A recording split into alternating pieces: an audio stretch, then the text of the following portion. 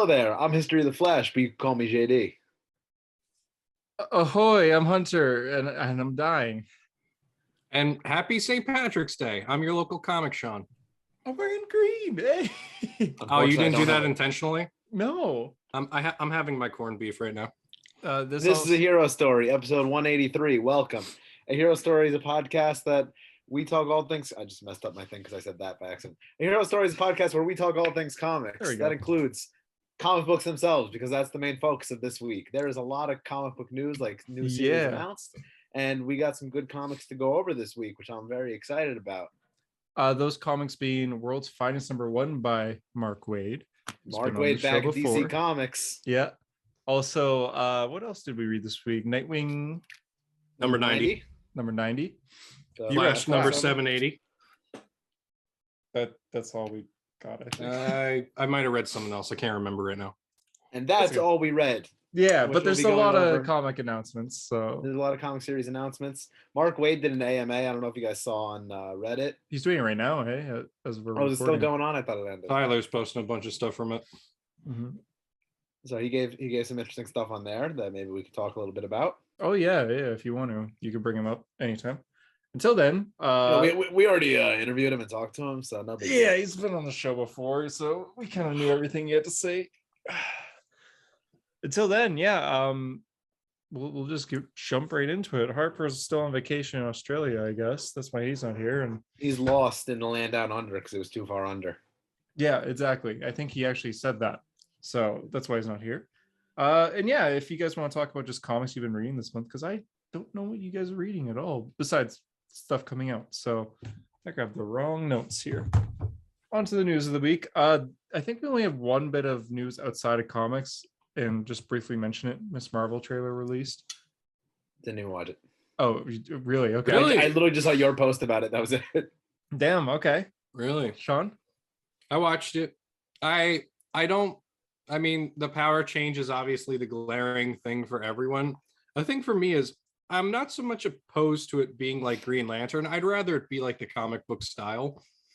Did you find it weird how the constructs look though? Like, it was really funny. If you go on TikTok, sometimes TikTok puts like seizure warnings on where they're like, this contains bright flashes. And they put it on Marvel's post of the Miss Marvel trailer because of the constructs being so bright and like flashy and stuff. Yeah. Like, that was the only thing that weirded me out. Like, they were really like sparkly. She's like a purple lantern. Yeah, but like it wasn't like it didn't feel like a construct. It felt like fireworks mixed with constructs. It was an interesting design. I think Kamala looks great. I think the show looks a lot of fun. I think it'll be very like entertaining. I don't like the power change at all. I posted about it on Comic Hunter on Instagram. I won't get into it on here. Grace Randolph was right. Isn't that kind of crazy? She brought that up like months ago that it was going to be different powers. I feel like a year ago. Remember we talked about it on the podcast, and I think someone said like, "Oh, it's a Grace Randolph, like whatever, it ain't real." I think Harper said that. Yeah. No, I think you said that, JD. Did I? I generally don't trust her, but that's crazy. Yeah, because she did say that they're changing her powers to be more like Green Lantern. Green Lantern, yeah. And that's exactly what they did. They reference her powers by doing like the big fists and everything that she makes, but it's still like it's nothing like her character, which kind of gets rid of her story. I posted about it. I don't want to rant about it on here. There's a lot of comic stuff that I want to get into. So what other trailer do we get this week? That's it, I think. No, there were 4. Like, I couldn't believe how many trailers or teasers we got in the last week. We got Obi-Wan Kenobi, The Boys, Miss Marvel. I feel like there was a 4th one though that I was like, wow, we got a teaser trailer for that as well. I can't remember what it was though. I feel like there was a 4th thing though, but we did get a Boys trailer. Yes, I was excited for people who actually care, even though I doubt you're listening. On to the comic news. DC, I don't think solicitations are out, right? These are just they're probably I think next week or this week, because usually they start announcing a few things and then everything comes out. Usually they announce series before solicitations begin. Solicitations just being everything coming out in, I guess this week will be June's comics. Yeah, solicitations don't drop until Fridays though, and we record Thursday, so it's usually the day after we record. Mm-hmm. So I guess we'll just they seem to be doing a lot of series, especially DC Comics. So just jumping right into it, to go with the movie, a Black Adam series was announced. Christopher Priest will be writing it. He wrote Deathstroke Rebirth, and Rafa Sandoval will be doing the art, who was the artist on How and Pals, the main artist for that. So it's a good creative team for Black Adam, honestly. You like Christopher Priest? I like his Deathstroke. I mean, you read Deathstroke Rebirth, right? I read all Deathstroke Rebirth. I think that's the only thing I've read from him, though. He did a bit of action comic stuff. I think he has a pretty famous Black Panther run from the mid 2000s. Yeah, I've never read it, but I know like he is a good writer. He tends to do. He's one of those writers that do long things. So like the first issue, Deathstroke Rebirth, and the last issue kind of connect together. Like it's like one big story rather than this arc, this arc, this arc, this arc. So right. I'm expecting that for Black Adam. Don't know if I want to read in single issue or not. I think I'll have to wait and see more plot details. I was shocked because 2016 Hunter would be, eating this up and buying a single issue, but 2022 Hunter is a different person. I have COVID right now. I'm dying. he's like Peter Parker, but without the Spider-Man powers. I'm just broke. Just straight. I've dropped so many series, and honestly, I want to pick up Robin again. Even I dropped it. I had a new issue. You dropped Robin? For money. That was a mistake. For money. Wow. I dropped it, but like a new issue hasn't come out yet. Then when the next issue comes out, I won't be picking it up. But I have a feeling I still will. Guess what? That's next week. Oh, really? Yeah. I liked it a lot. I really liked Robin number 12 on Tuesday. I really like Robin. So that's the main one. And with the Flash news that's dropping this week, you're also going to be back on Flash. I feel it. Yeah, we'll get into that. Wait, that's being announced this week? What? You just said the Flash news. What's going on? We'll get into it. We'll get into it. It's on the news of the week here. Okay. But the Black Adam stuff, like it's a great creative team. I actually I know like he's a funny character because Dwayne Johnson's playing him, but Black Adam is a good villain. He's a really good character. And Christopher Priest said that he likes to write villains. That's why he wrote Deathstroke. That's why he wanted to write Black Adam. So he's not calling him a hero. And Sinestro's New 52 series also has you hyped, I think, right? Because Black Adam was a part of that. He was a huge part of that. He was basically the side character for the last half of that run, and it would be awesome if they reference that, because that has not been referenced since the end of New 52. The end of New 52 Sinestro gives Black Adam a Yellow Lantern ring, and then Black Adam's like, thank you, I'll keep this and use it when necessary. And it's never been brought up since. If that got brought up, that would be amazing. That would be like such a continuity, like holy shit. Yeah, exactly. But he has it on him, and I just want that so badly. Anyways, next bit of news, a book called Teen Justice, which is the Earth 11 Titans. It's going to be a mini series. The only character I think that's Earth 11. It's the Jesse Quick from Future State. Yeah, Future State Flash. So the one with the white hair. Yeah. That I think. Wait, but that's not the Earth, right? What's the Earth? Earth 11. Yeah, wasn't she from Earth 11? Yeah. Wait, which one? I'm getting mixed up by Justice League Incarnate. Which is the one that Aqua Woman is from? Is that 9? I think that's 9. I have no idea. That's 9 as well. Yeah, I think that's 9. I think it's 9. No, this is like the most random miniseries to get announced, though, right? Like when I saw this, no one else has talked about this other than the one account I saw it on. But like, why? And I always yell at DC for never giving enough characters miniseries. Like I always give Marvel credit. Like they'll give anyone a miniseries. Out of anyone for DC to do a miniseries on, why this? Yeah, exactly. I mean, that's like 6 first appearances in the first issue, I think, but I don't see it being very popular. Just wait, we're gonna get a movie in 5 years. Oh god. I don't think so. Like it's very random. It's one character, and this character was like, I wouldn't say love, but one of the better characters that came from Future State. A lot of people seem to like them, but just so many new characters, and it's Earth 11 Titans. Like, why not just make something with characters we know? Regular Earth Titans. Yeah, exactly. Why not do that? But okay. Well, we have Teen Titans Academy for like 3 more issues.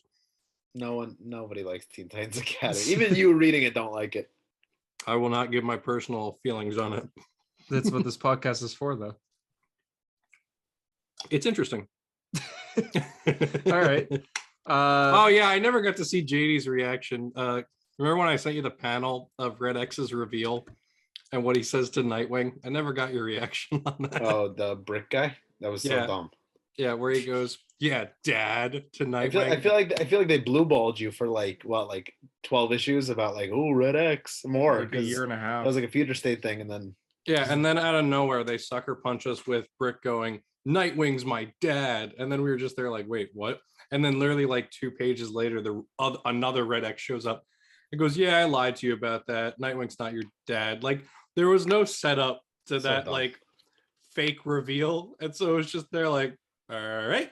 You know, it's not a good book when it's got like Wally in it. And I know he's not like a huge part, but he's in it. And I'm not reading it at all. Yeah, I listened to you and Drew talk about Flash this week. And I just remember you guys being like, man, Wally's actually in like 2 books this week for like the first time ever. Yeah, and I'm just Academy don't count. Don't count. Doesn't count. Yeah. So he technically was in more it's than half a 2. book. Half a book at best. The other more news this week, another miniseries announced by DC Comics is the Poison Ivy miniseries. Oh, that's the other one. Yeah. I mean, I'm fine with it, whatever. I won't read it, but at least that one makes a little bit more sense, right? Poison Ivy's like a big enough character. Yeah. It's not like Earth 11 enough. Poison Ivy. I didn't see that. What's it about? Do we know? I didn't read the little info on it. I just saw that it was announced. I think it's 6 issues. I think Poison Ivy had miniseries recently. Well, didn't she have one during Didn't Rebirth? she have like one of those young adult books, Thorns or something? No, Didn't she had like something an actual miniseries. I thought it was her and Harley had a miniseries. Like it was like a combined series. Harley Quinn and Poison Ivy. That was that was during Year of the Villain. Yeah. Oh, that long ago? Jeez. I think it was like You're the Villain. What an event, huh? It was either 2018 or 2019, but Lex Luthor gave Harley like this substance that basically she used to heal Poison Ivy because she was still a mess after Heroes in Crisis. And so that series ended with them finding out that Poison Ivy had split into multiple Poison Ivies. And like that's what basically kicked off her role as Queen Ivy in Fear State, which it was first teased in Joker War, but then it became more of a role in Fear State that she had like, you know, vines all throughout Gotham and could collapse the city whenever she wanted. Yeah, Poison Ivy had a miniseries called Poison Ivy Cycle of Life and Death. Yeah, but wasn't that the New 52? That was New 52. Yeah. Yeah, I knew about that one. I thought we were talking recent. I thought that was recent. I thought that was sooner. That was a while ago. Jeez. Okay, fair enough. But if this is in continuity, it does make sense because in Harley Quinn number 10, Harley and Ivy try to be together, but Ivy's not quite like, she's got a little bit of like a villainous side in her, and so she like she accidentally hurts Harley by like, I forget what she does, but she does something, and like basically they decide to go their separate ways for a while before they try, you know, being a couple again. So it would make sense if this series is exploring like Ivy's growth away from Harley and like development back to like what she used to be, because it's the big thing was that I left off with her trying to figure out who she is. It's nice for Poison Ivy fans because she has like an actual story that's developing through multiple books and it's moving forward, kind of like Wally in like 2017 to 19, how his story was developing through different books, you know. Oh, like when he killed a bunch of people in Heroes in Crisis. Why are we gonna talk about that? That was Eobard. I mean, like, well, that wasn't Eobard. What? Eobard like whispered in his ear, like, cover. No. But it was the surge. It was the surge that caused the explosion with Savitar. But then Eobard convinced him to cover it up. It's Tom King being a dumb person. Oh, Jesus Christ! I like Tom King, but that was just. I more so mean like if you only who blames 2 people for the same murder? It just doesn't make sense. Yeah, it doesn't. If you only wanted to follow Wally's story, then you would go from Titans to Flash for Flash War, and then you go from Flash to what made less Heroes sense in Crisis, or just interrupt me. I'm sorry, I completely zoned out for like. That's cool too. You know what happens? Sometimes I just zone out on the show. I'm like, oh yeah, by the way, this. What were you saying, Hunter? I'm sorry. Heroes to Crisis to Flash Forward to Flash Forward. You know what? You know what I mean. Hunter made a YouTube video about this. It was like a chart. Yeah, it was like you follow Wally's story, the redemption of Wally West or whatever, and that's like Heroes in Crisis. Yeah, exactly. But what I was thinking of, one of the weird things of Heroes in Crisis, to bring it up, was that not only do they blame it on 2 people, but they actually like teased like a Harley Quinn Booster Gold romance where like they kiss at the end of I think like 74. So the two people who thought they murdered everyone got together for a little bit, and then it just never got addressed again. So dumb. I think Marvel announced only one thing. I could be wrong. Maybe I'm missing something, but Marvel announced a miniseries. It's gonna be 5 issues, I believe, called Jane Foster and the Mighty Thor. It is because Thor: Love and Thunder is coming out. Starts in June.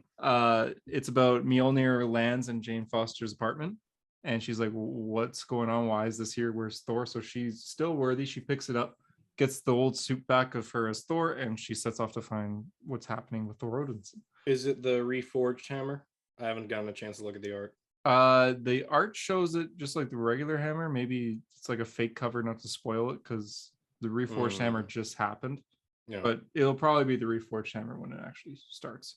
But yeah, I love Jane as Thor. I love Jason Aaron's Thor run. I love the Mighty Thor a lot. But I was gonna say, what are you going on about? Although I think it's okay that she's coming back as Thor, it's only because Love and Thunder's coming out. That's the only reason. Yeah, of course. It's like the only reason that, you know, this happens with every movie. It's why Kate Bishop got a series when Hawkeye was coming out, and why Black Adam is getting a series right before his movie. Moon Knight got a new one going. That's why I'm surprised Shazam does not have a series right now. Like, you would think with the movie, he had a mini series that was tied into Teen Titans Academy. Yikes! I'm sure Shazam will get a series by October. Well, they're going to be making a Mary Marvel Shazam, right? Yeah, that's true. Yeah, I'm sure we'll see Billy Batson around. Because the thing, so the Shazam miniseries, the problem was that Billy was having issues with his powers because the Rock of Eternity crash landed in hell, and so he ventured off with Nevermore to retrieve the Rock of Eternity, and there he meets old but young Black Adam from like the future. And so right now in DC continuity, Shazam is protecting the Rock of Eternity and standing guard by the 4 Riders of the Apocalypse that Nevermore unleashed. That was basically the cause of Future State Teen Titans timeline.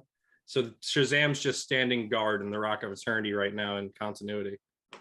Remember when Jeff Johns said he was going to be like the sole Shazam writer? He was going to do like the defining Shazam run. Yeah. And then it was like 10 issues. Oh man, that was sad. I think it was 12 total. Yeah. And it was good too. I don't even think he wrote the last issue. Oh man, that was sad. Yeah, he got so delayed. Oh, pain. It was like very good too. I like the first arc was good. It was enjoyable. Billy's dad as the last member, but then no, it's not. He's being controlled by Mr. Mike. Like, it was good. Yeah. Yeah, the yellow suit. Oh, man. Pain. Nothing but pain. Yeah, nothing but pain. Didn't Superboy Prime show up in that book? Yep. That series. Yep. Jeff's specialty, Superboy Prime. He did, and it was actually pretty cool where he was all these years. But nothing but pain.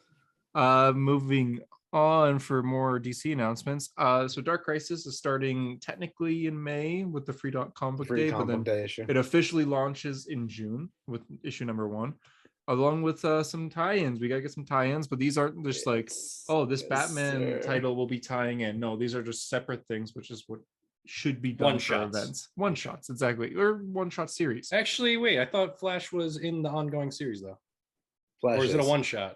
No, Flash is in the ongoing series. Yeah, that's what Flash's tie-in is JD. I'll let you talk about that. The Search for Barry Allen, starting in the Flash 783.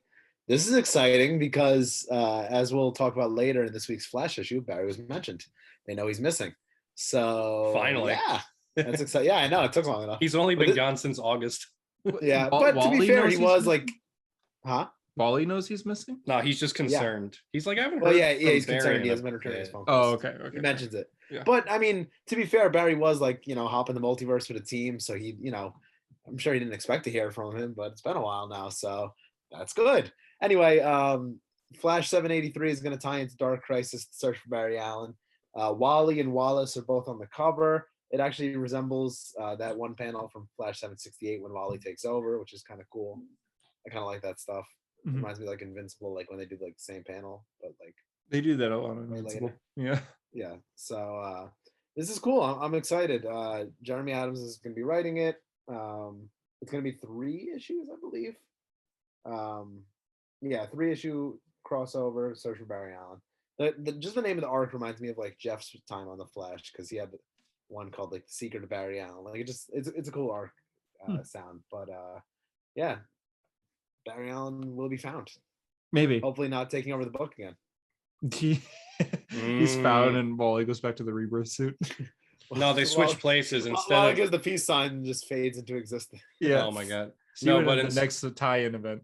instead of Barry having a Thanksgiving dinner on the Flash world, Wally just trades places with him. He's like, all right, I'll have someone dinner in my here for a bit. comment section was like, what if Barry wants to stay in that like dream world, like knowing it's fake? And I was like, yo, that would be an interesting story. And Wally and Wallace had to convince him to come back. Yeah, that would be a cool story. Yeah, I can see that happening. Plus, we don't know much about this dream world at all. We have 1 page of information. And we also have the tease from what's it called, when future Irie was running Wally through wherever time, etc. They saw like the Flash world in the background, and Wally was like, what's that? And she goes, we can't get into that yet. Wally, where are you going? Where are you going, bro? Barry's back. I've never seen that in video. Oh, I love that. I've only ever seen like that's a Vine classic, man. Jeez. Just fade into existence. Another Dark Crisis tie-in is Young Justice. Yes. Not Bendis, Young Justice. Not Bendis, Young Puck Bendis. Jesus Christ. I have a lot of respect for Bendis, but his Young Justice, I think man, you're going after the creators. His Daredevil's today. really good. His Daredevil's really good. His Daredevil, and I'm sure his Ultimate Spider-Man's great. I'm gonna get it is. A New Avengers, fantastic. And his Justice, but his Young Justice, he tried it. I respect it. Didn't work out, right? No. But the real Young Justice is coming back. Yeah. Like the real like 90s Young Justice. Like 90s looking Young Justice. Oh, this is hype. This is going to be a separate series. Dark Crisis, Young Justice. I believe it's 6 issues. Yeah, 6-issue miniseries. Whoa, I thought it was 3. Okay. No, it's 6. Yeah. It's written by Megan Fitzmartin, who did the Tim Drake story in Batman Urban Legends. Okay. And I think she did something else with Tim Drake that I can't remember. She's like becoming the new default Tim Drake writer. Okay. A lot of people have opinions about that. Oh, okay. And I haven't read any of the stories, so I literally cannot even comment. I've never even read the Batman Legends story or Urban Legends. You read that story or no? I read it. Yeah. Okay. I don't know. Is it? Good. It was one of the better ones. Yeah, because Urban Legends was like, it was several things in one. Kind of hit or miss, other than the Chip stuff. Chip stuff was incredible, which so kind of makes the Tim stuff kind of to the side a little bit because it got overshadowed. Incredible Red Hood story. So yeah, I mean, it's not bad. Those are two words that usually don't go together, right? Red Hood, incredible story. It honestly is the best Red Hood story. I know that's not saying much. Sorry, Sean. But do you agree, Sean? I will say, like, it's probably the best in comics Red Hood story because Under the Red Hood again is so good, but honestly, the movie's better. Exactly. Yeah. Anyway, this 6-issue tie into Dark Crisis is going to be Young Justice. From what I'm understanding, is like it's kind of like their position in this legacy, induced world. So the Justice League's dead, and now we're kind of like picking up the pieces. Mm-hmm. And yeah, I don't know. The art looks really good. We see Cassie looking for the rest of the guys and in the crowd. Yeah, I think this scene that we've seen a lot for Dark Crisis, where it's nighttime outside the Hall of Justice. I think this is almost like a funeral, essentially. It's interesting that they show flashbacks of like certain moments in like Young Justice history. So they got like when Superboy died, and then they show when Bart put Superboy Prime into the Speed Force. Mm-hmm. But he did that in the Kid Flash suit. But when they redrew it, they have him doing it in the Impulse suit. Are they trying to erase the Bart as Kid Flash era? Like, that's kind of sad. I thought Death Metal meant everything's canon. Is it though? Definitely not. It's just weird that like you would redraw that moment, but to have him as Impulse, not as Kid Flash. Like I thought that was kind of strange. I think with Death Metal, I think it's everything post the first Crisis is canon. I think that's the mindset of it. Because again, we don't have red hair Jason Todd back. We don't have circus performer Jason Todd back. We don't need that back. No, we don't. And we don't have definitely like need that Batman back. kicking a guy's neck so it snaps, and Superman shooting little Supermans out his hands. All right, that we might need back. That was kind of cool. That's kind of funny. But this Young Justice looks very promising. It looks like the original team. I'm super What's the excited. core four? The core four. I'm hoping they're gonna bring in like Arrowette and The Secret and all the classics of Young Justice 1998. Todd Knock is doing the variant covers. That made me excited. He hasn't done Young Justice since like the original Young Justice, and like every time he would do like an Instagram live, people would be like, "When are you gonna draw Young Justice again?" And he's like, "I'm waiting for them to call." And then when Ben's Young Justice happened, he's like, "Still waiting for them to call." He finally got that call. Yeah, they did.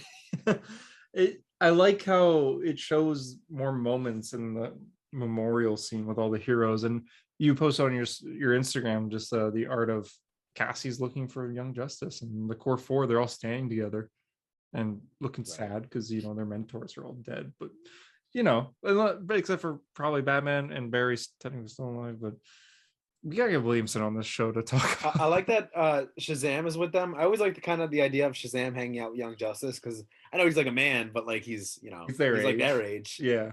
Well, they also did that in the TV show where he's like he feels feels like he's part too. of the team. That's a comic story, isn't it?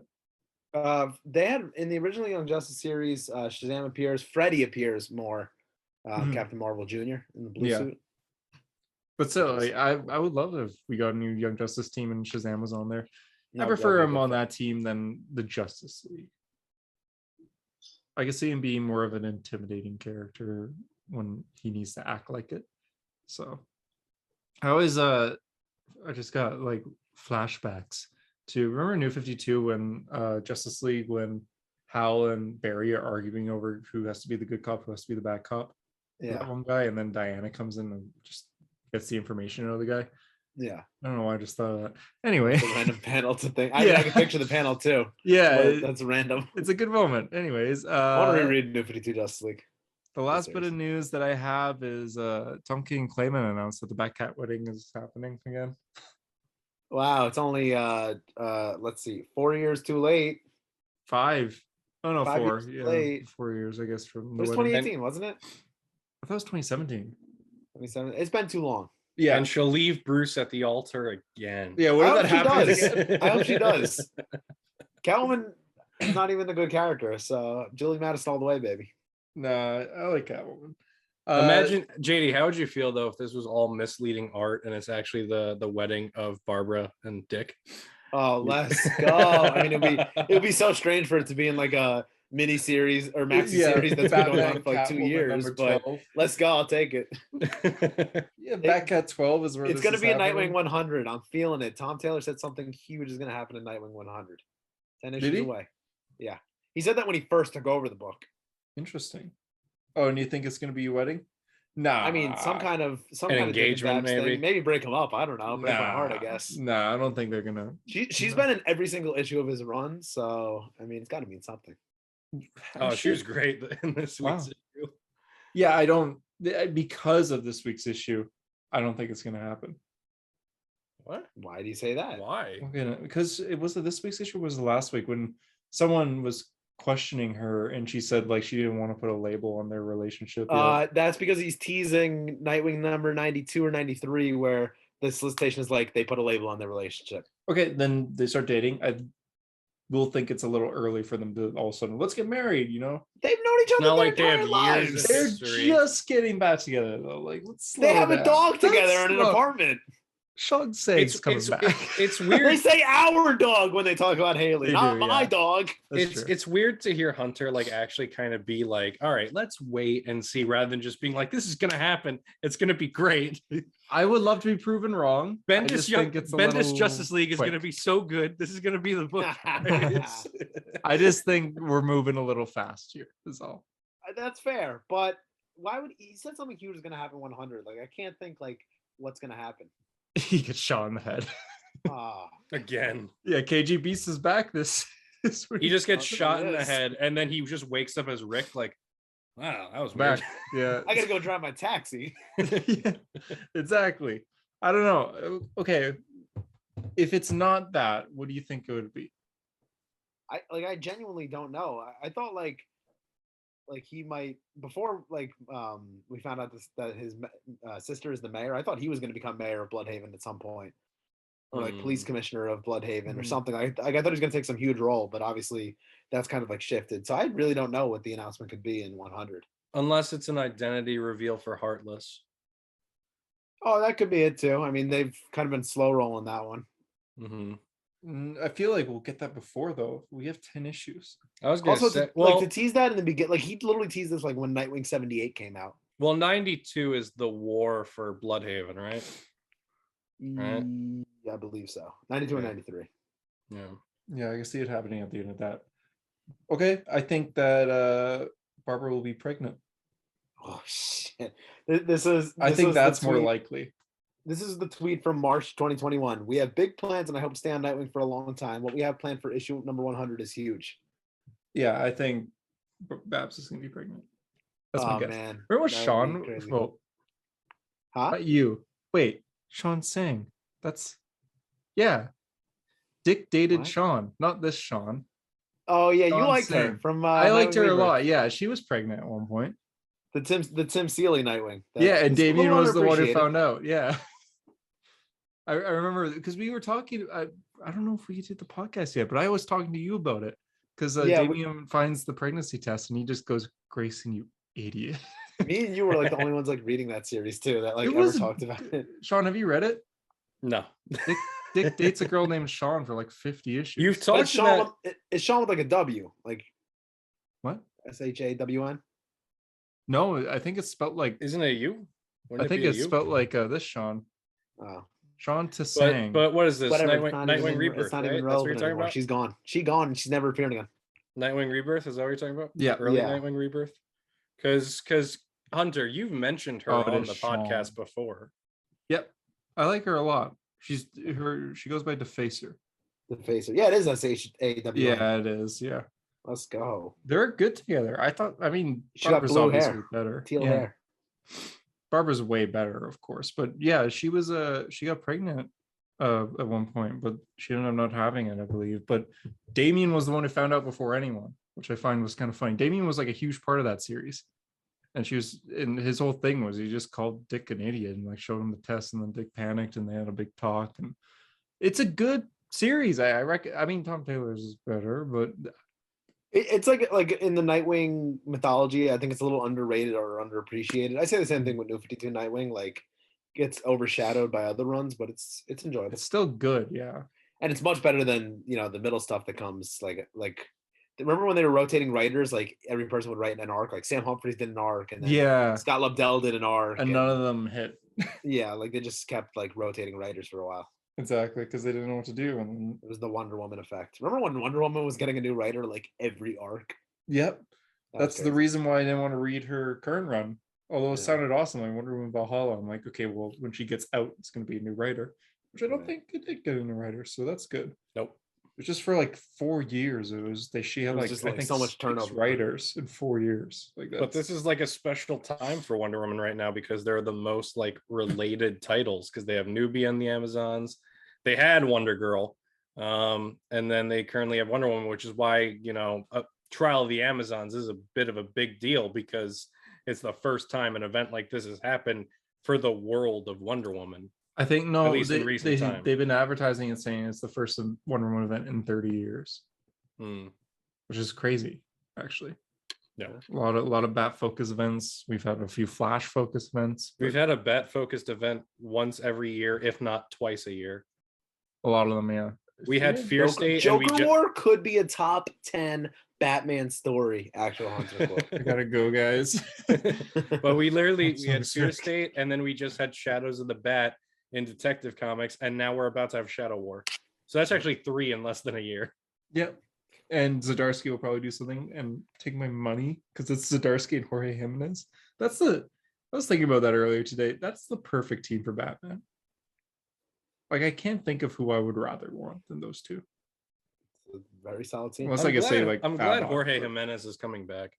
Like, I like the artist on it now, but Jorge, he's got a style. Good. He's got a really good style for the Bat family. And he was posting today that he's drawing Tim, and it's like, I'm so happy Tim's Robin. That's the news of the week too. So on to the comics. Mm-hmm. What do we start with? Are we starting with Nightwing? You read everything this week for the first time. You read more than me. So This is a rare week. It's like the first time in like 60 episodes where I read more than Hunter. yeah. So you tell me. Let's start with Nightwing. I mean, we all read it. Yep. I really like this issue. I mean, it's made for me, right? Like these are my two favorite characters of all time. Like That's a good point. Yeah. This is my very first post on Instagram was Wally and Dick, like a Nightwing and Flash cover. It's terribly cropped and very blurry, but hey, everyone's got to start somewhere. But like this issue was made for me, you know. When this got announced, I was hyped. Even when it was teased, I was hyped. Would you say it was Tom Taylor made for you? Yikes. Sean, you're not helping your case that you're a 40-year-old man with these dad jokes. I know. I literally, I like did something to my neck and like my back's all messed up right now. And I was in the office. I'm like, man, my back is killing me. And somebody was like, how old are you? Yeah, Sean, I think every time you do one of those jokes, you age another year. I think you're 43 now or something like that. Maybe, I don't know. When's tax day? Is that coming up? I'm actually stressed over my taxes right now. Anyway, this issue picks up where like the whole arc has been. Blockbuster's trying to kill Dick Grayson. He decides what better way to do it than blow up his building, his apartment building, which kind of sucks. I like that apartment building. He owns it. I liked it too. Yeah. I hope I thought of a way that they could rebuild it, so they could do it next issue. But anyway, well, what's your reason? Wally could rebuild it. Remember that one issue of Jeff John's Flash run where Barry like rebuilds the building like that? Yes, but in this issue, when he was just looking for Dick, he was breaking his fingers. He was breaking every single bone in his hands. I mean, yeah, but like he could do it anyway. Okay. I want the apartment building back. Anyway, Dick is sleeping with his dog in the bed, and then he gets a text like building's gonna get hit. Get out from his sister who was in Blockbuster's meeting of the bad guys. And he also said he only has notifications on for people that know only to text for emergencies. Yeah. His reasoning was because Cassandra keeps spamming the group chats he's in. That's a little Tumblr-y to me, but all right, I'll let it. Yeah, it is, but I like. Well, are you reading Batgirls? No. Okay, read Batgirls. It's a good time. All right, I just stopped this podcast dead by saying I enjoy a book. I mean, we started the podcast by where I was like, I can't afford books. I dropped Robin. My internet just dropped, so I didn't hear anything that was said. Oh, Sean wants you to read Batgirls. No, I said it was a good book. That book is awful. I enjoy it. No, that's just another reason that it's awful. Oh. This is why y'all drive me crazy. It's part of the I gotta leave our group chat again. Every time like Harper and Tyler go on like a whole escapade where they just start gushing about like Iron Man or Marvel Comics, I'm just there like, can you two just get a room, direct message each other? I don't need to see all of this in the chat. Because they go back and forth with voice message after voice message, like, I mean, oh my god, that was so good, right? And like this part, and I'm just there like, when are we recording the podcast? I mean, that's all I need to know. I enjoy the conversations. I enjoy listening to them. Anyway, this has nothing to do with Nightwing. It's true. Dick gets the people out of his building. There's one guy who's deaf, he doesn't sleep with his hearing aids in, so he has to go wake him up. The guy thinks that he's breaking into his apartment, and it's hilarity ensues. I forgot all about he thinks like this guy's like breaking into his building or breaking into his room and then blowing up his room, and he's like, what the hell? It's the whole time he just looks so angry. Yeah. There's that one panel where the missile's close and Nightwing and the guy are just like poking their head out and they both look terrified. Yeah. Wally and Linda are asleep, and Linda gets like a notification that there's an explosion in Bloodhaven, and she just goes, that's Dick's home, isn't it? And then Wally goes flying out of there, and it's great. Like I love flash panels like that, where it's just like her hair's all over the place, the pillows going flying. Like it's simple, but I love it.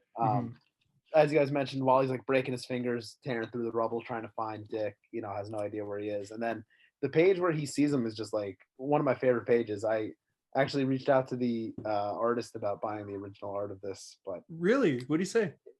Unfortunately, he did it digitally, so there is no original art to it. Oh, so he's like, Yeah, if you could get a print. get a printer. Yeah. Yeah, pain. Anyway, I love this page. Like he just like he looks up at him. He's just like Nightwing, and Dick's just like, hey man, like that's great. He gives him a big old hug. You know, there's a big trend of Wally hugging people ever since DC Rebirth 1. I'm here for it. I love it. You should make you should try to get all the pictures. See how many there are. That was my post like yesterday. Yeah. Really? Yeah. Oh, I'm I actually sorry. realized He even included Heroes in Crisis panels in it. I know. Wow. I forgot one of them when he hugs Donna in that metal tie-in. Oh, so it's not accurate, is what you're saying? It's not accurate. I missed one. Okay. Anyway, turn on your post notifications for History of the Flash. Anyway, Wally runs Dick back to Keystone, which is interesting that it says like Keystone that he lives in, but in the Flash book he lives in Central. I thought that was, I mean, I know it's like a minor thing, but like, I mean, he's working for Mr. Terrific. He can afford 2 homes. and in Jeff's run, like, he's rolling in money. In Jeff's run, Keystone and Central are like sister cities that are shared like by a bridge. So I guess theoretically he could live in Keystone. I like him to live in Keystone better than Central anyway. Well, maybe he's just on the border. Maybe it's like right between the two, suburbs. But he brings Dick Grayson back to his house and tells him like, yo, sleep here. Like you haven't slept securely like in forever. And then he does sleep. The dialogue in that was very good with Linda, with the whole, he ran you here without asking, didn't he? Yeah. like it was just like so casual, like, you know, Linda and Dick just like, hey Dick, Linda, you okay? Yeah, like a bit disoriented. Like it's great stuff. All these moments are just, they got me with a smile on my face, you know. So Dick sleeps in the house and he's woken up by Wally's kids.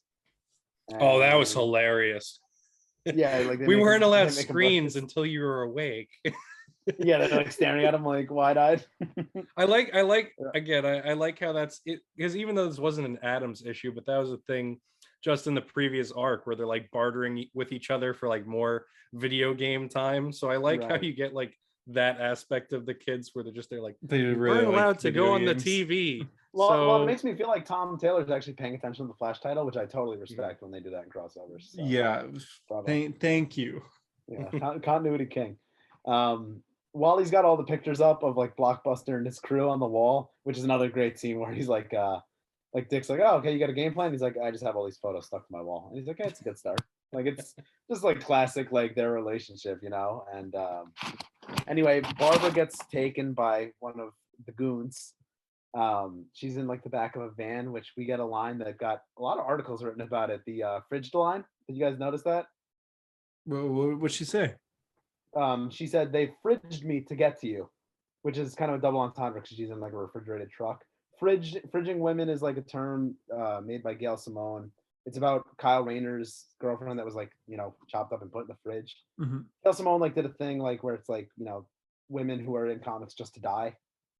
Get taken like for the superhero. Anyway, it's just like a lot of people were excited about this line that she said fridged, but it works because she's in a refrigerated truck. I don't know if you guys. I didn't catch that, but the thing I thought about was because of what I've watched, I thought of Dexter because there's the ice truck killer in the very first season, but clearly we have very different thought processes. I think there were like actual articles written about this that I saw. Like that's where when I read it again, I was like, oh shit. It makes sense. I missed it the first time. So yeah, that's a DC. Anyway. Yeah, I mean, a little insensitive to Kyle Rayner, man. Little Barbara know about that. But it's like a whole like she's not a damsel in distress. Well, yeah, right. I love the whole like I already picked the lock. Like I'm fine. I'm gonna. Yeah, I could break out, but it's a little suspicious if Barbara breaks out. And I was like, this is great. Mm-hmm. And then anyway, Dick and Wally get themselves into the truck to go break out. They say surprise. They're in their suits. They look great together. I love that page as well. And then when they open the van door, KG Beast is there. And Wally's like, oh, this is the guy who shot you in the head? Yeah, we've all been waiting to get to him. And then that's where the issue ends. He's like, I'm glad I get to get to you first. And that's where it ends. As soon as I flipped to that page and saw KG Beast, I'm like, please bring up the whole like shot in the head thing. I don't want to just be like, he's the villain of the week. And like, that's it. So I'm glad that they brought up the history.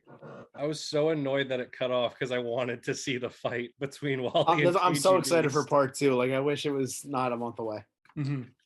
Yeah, it is weird continuity wise though, having KG Beast in this, because right now, as of Task Force Z #5, KG Beast is like torturing Red Hood.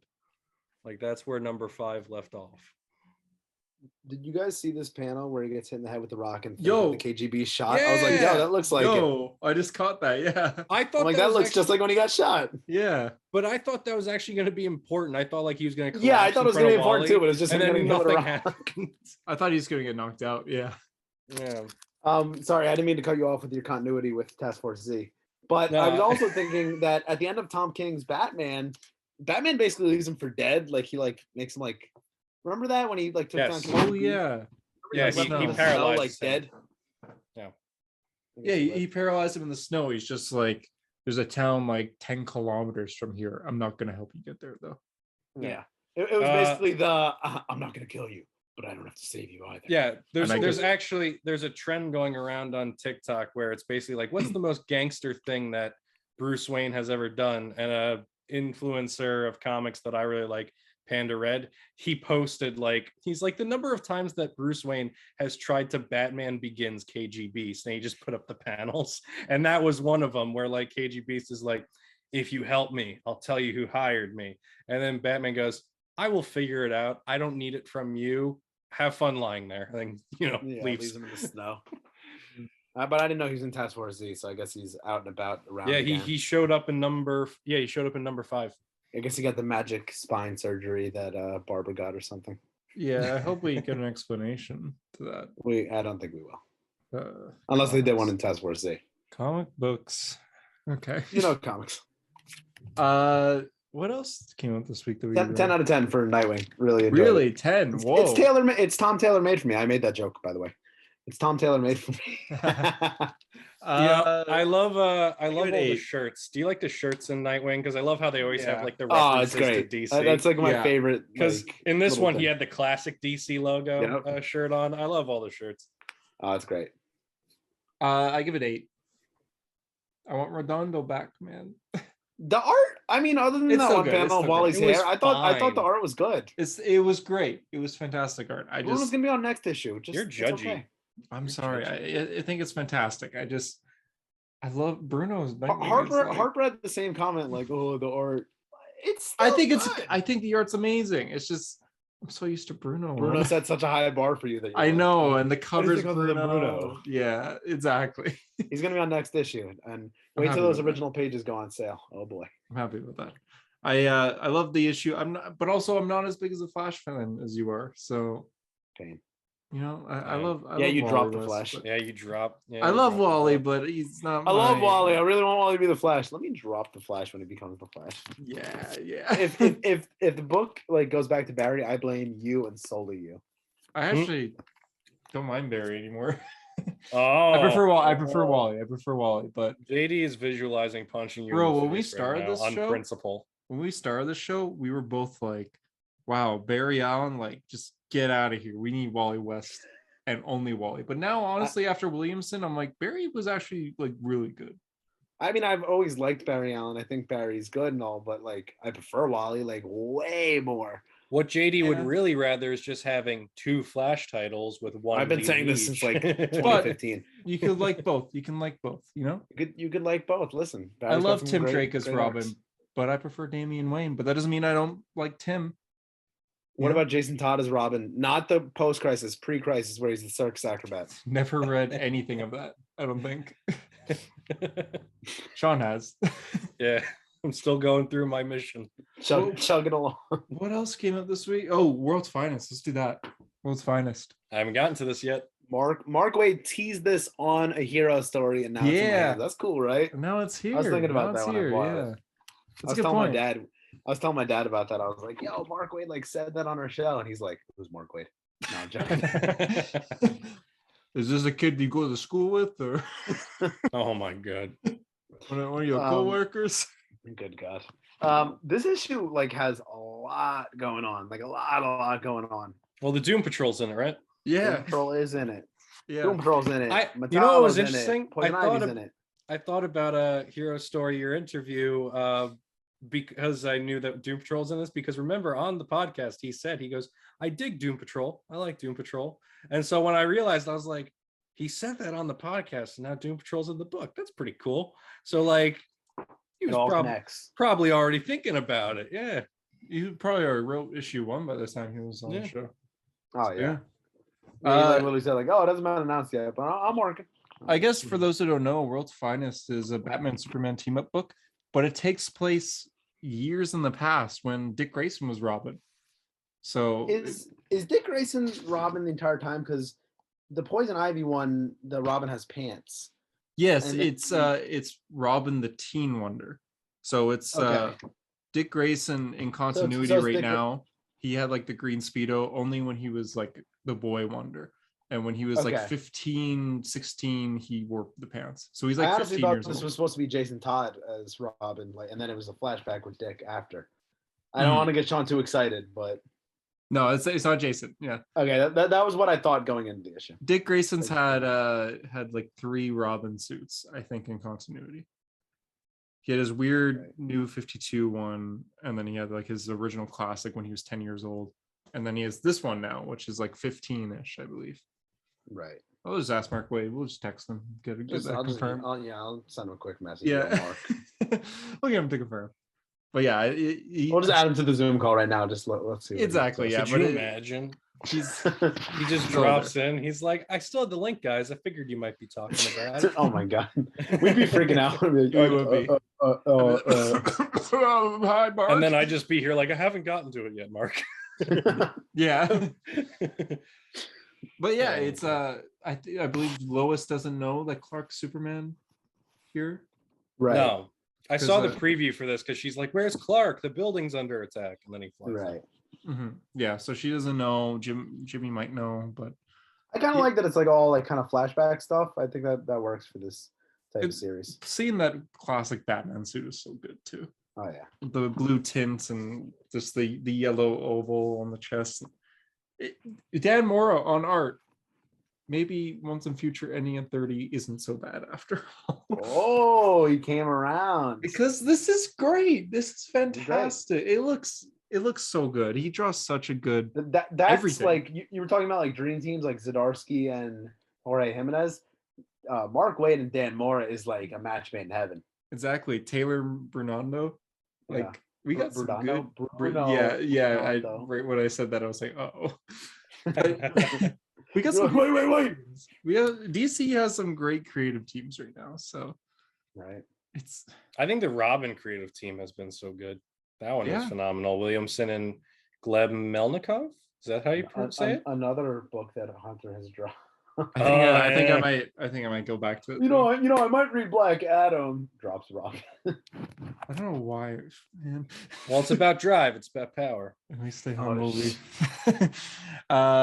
But yeah, it's a flashback series. So if you just want to read what's currently going on in the DC universe, this won't answer any questions really. But it's great. It's fun. It's entertaining.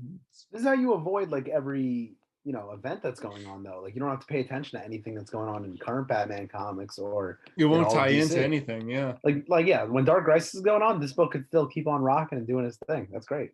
Yeah, exactly. And it's Batman and Superman. Like it's the world's greatest superhero team up. The world's finest, if you will. I do. Yeah, exactly.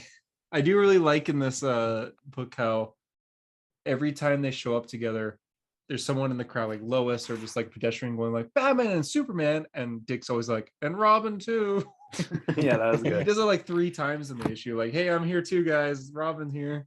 Penguin kidnaps Robin, and as soon as Batman and Superman show up, Penguin's like, oh, Batman and Superman, and Dick's like, I like that. I like that he actually wrote like the squawk into the dialogue. Yeah, squawk. And Dick's like, hey, we were just talking, man. Robin's here too. Like, it's a fun book. I give it like 9. Yeah, I would say like 8.5. Really enjoyed this issue. Art is spectacular too. Dan Mora does not disappoint. And Sean? I'll give it a future 8 to 10 ratio. There we go. High expectations, baby. I didn't read Flash. This is you guys. This is a crossover with the War for Earth 3. Sean has read all of Warfare 3 so far. That I have not. Sorry Yep. to hear that. Good What- news is, it seems like you didn't have to know anything for Didn't Warfare have 3 to. for What, this. what was part 1 and part 2 like? What issues were that? It's like Oh, so Warfare did you 3 not number did you one? not listen to my quick recap last podcast? I missed last week's podcast Oof. because I was avoided because Hunter forgot about me. Yeah, I Sitting in the explained. Zoom waiting room for 15 I- minutes I Yep. past explained. my bedtime. You had to wait till 30. It was because past that's JD's when, bedtime. that's when I got in. But no, so that's the thing. Like, this is actually the first time that Wally shows up in Warfare 3. Beautiful. Didn't even miss anything. Didn't miss Beautiful. anything with Wally. Excuse me. Like even Teen Titans Academy hasn't shown up. Like, it's literally just been the Warfare 3 and Suicide Squad. Like, there's been Oh, so none of the other that's- titles have tied in yet. Teen Titans Academy is next week with it. So part 1 was Warfare 3 number 1, and then part 2 was Suicide Squad. Suicide Squad number 13, I And believe. then part I 3 believe is Flash. yeah. Part 4 is Teen Titans Academy, and then and it's then the back to Warfare closing Warfare 3 number 2. Right. And so in the first issue, which was the longest, basically it's Waller invades Earth 3, and like it has to reestablish what Earth 3 is right now following the Crime Syndicate miniseries. And so like it's literally just Oh wow, well, what a stellar comic Yeah. to follow. it's literally just Hunter really loved that one. I read the It's- first 3 issues, I think, and then I yeah, dropped it. yeah. But 3 or like 4. literally it's just Ultraman being pissed off that Superwoman is together with Owlman. And he just watches them from the watchtower. So that's something that was in Warfare 3 number 1. And basically Waller invades. And it literally gets to a point where like John Stewart goes, yeah, you know, there's like this crazy lady in, you know, just storming the planet, calling you out right now, right? And Ultraman's just there like, shut up, I'm busy, as he just stares at Oh Superwoman god, just and watching them, Owlman. that's gross. Yeah, so Waller shows up. She has assembled her own like army of basically controlled villains from across the multiverse. There's like a Brainiac mixed with Etrigan the Demon. And so there's like a lot of different characters. And so like she abandoned Rick Flag's squad like on regular Earth Prime. And they basically, she takes over Earth 3, like all of her villains are destroying the crime syndicate. I mentioned last week that Talon breaks Owlman's back and everything and basically like replaces him. And then she gives Black Hand takes out Green Lantern. And then she basically just gives Ultraman the offer because he's like, why would I ever listen to you? And she goes, well, you don't want to govern. You just want to be, you know, top dog. So let me worry about the government and all the nonsensical logistics of you ruling the planet and just do what you want. I'll handle the whatever. So I'll be behind the scenes. You do whatever the heck you want. And Ultraman's like, can't really refuse that. So basically, Waller gets control of Earth 3 by negotiating in the end. She already showed her might. And then Rick So Flag. it's not really a war for Earth 3, it's more of No. a negotiation for Well, the war is basically because then Rick Flag's squad shows up, which has Mirror Master okay. and a bunch of other characters. Which and so- explains Johnny Quick and Mirror Master Exactly. in this issue. And Okay. so, well, that was also, so Waller resurrected Johnny Quick. Right. And so the thing was, Rick Flag's squad storms Earth 3 and goes, all right, we got to take Waller down. Let's Suicide Squad. Let's go. And Waller has a great line where as soon as they go through the portal, she's just waiting there with Ultraman, Black Hand, all these powerhouses behind her and goes, Suicide Squad, huh? Well, Flag, I'm glad you finally embraced the name because it's very fitting in this situation. And like Flag's squad just gets the shit kicked out of them.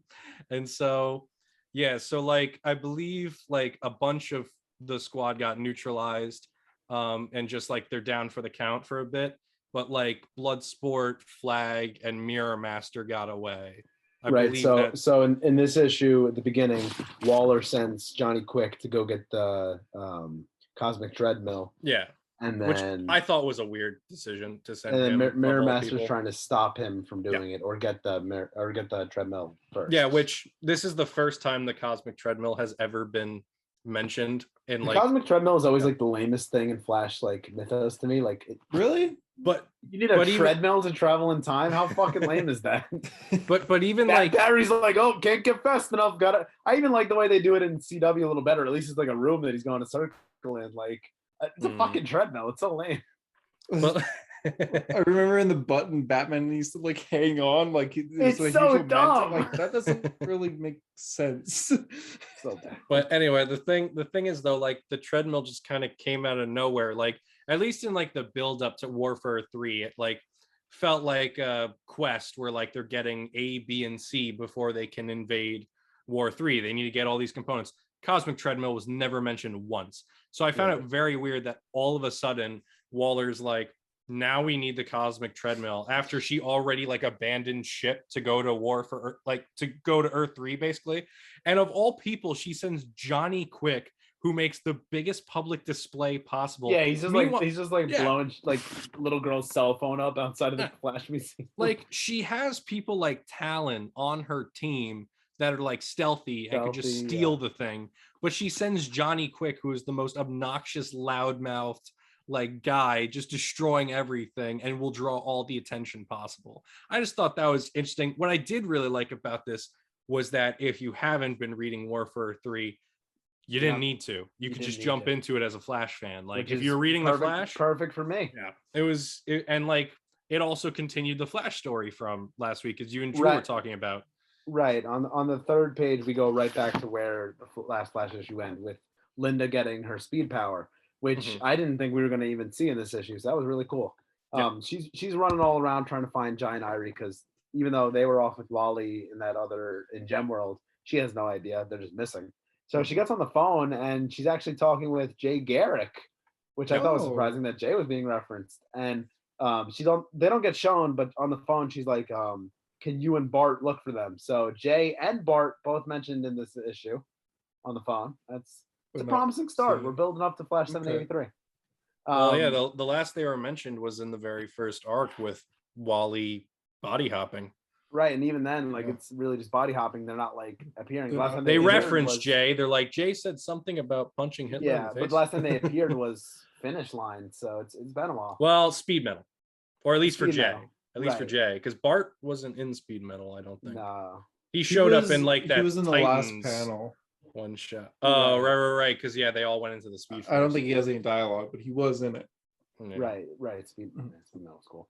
Anyway, Wally returns. Kind of a great little panel here where like they're all explaining like where they were, and like Linda's just pissed, like hanging up the phone, like, and Wally's like, I've seen this look before. I better get you home. That was the best, where he's like, trust me, you want to go home now. Yeah. The Iris friend who's Animal Man's it's daughter, Maxine, right?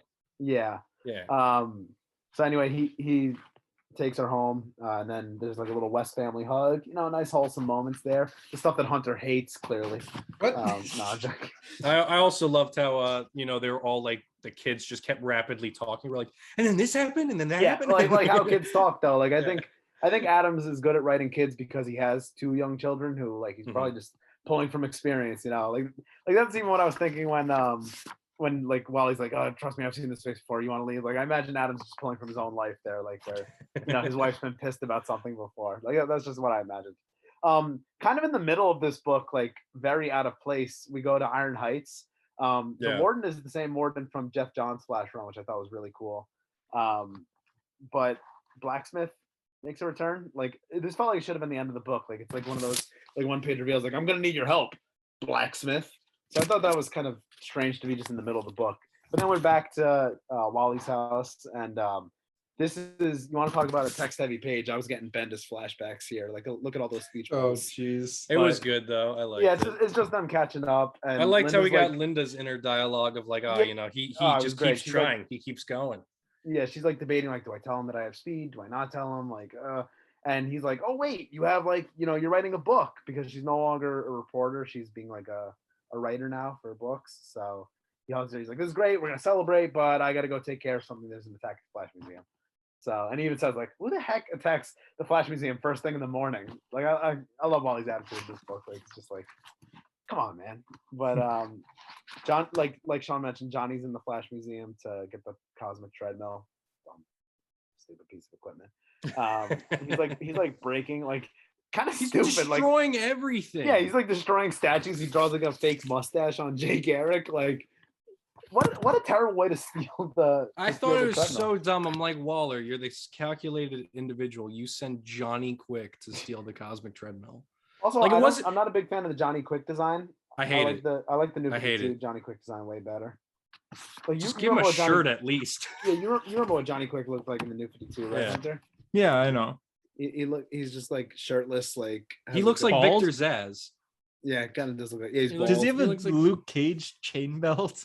Yeah, Hunter, it's the same Johnny Quick from Crime Syndicate miniseries.